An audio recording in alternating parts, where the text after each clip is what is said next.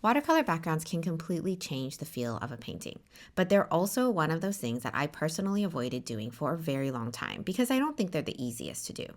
In this time lapse, I'm painting a snowdrop flower from my latest class inside Paint With Me, where we explore different background approaches, from separating the background from the foreground to a more seamless or integrated background, like the one you're seeing here in this video. If you'd like to dive deeper into background techniques and paint along with me, come join us inside Paint With Me. You'll find this full lesson plus a library of watercolor classes to help you grow your skills. Check out the link in the description to learn more. I'll leave you here and let you watch the process of this painting with some light background music and no voiceover for this one so that you can concentrate on what I'm doing. I think it helps some people, so hopefully you learn something from watching this.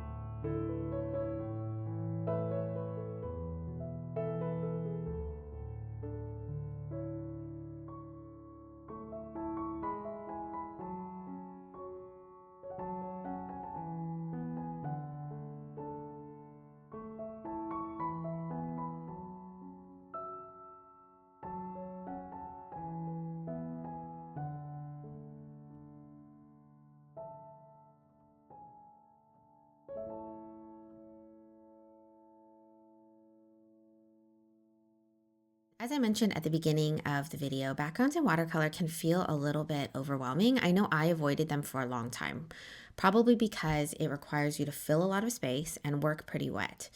And I think I just needed time to build those techniques and skills to give me the confidence that I could work them into my paintings without ruining them. And if you want to explore these ideas with me, I'd love for you to join us inside Paint with Me. So this lesson is part of my latest class where we work through 3 different paintings that build from a separated background, which is the easiest, to one that's more seamless and integrated, like the one in this video. You'll find all the details in the description below. I hope to see you inside, and if I don't see you there, that's okay. I will see you in the next video here. Thank you so much for watching, and let me know if you have any questions that I might be able to answer in the comments below.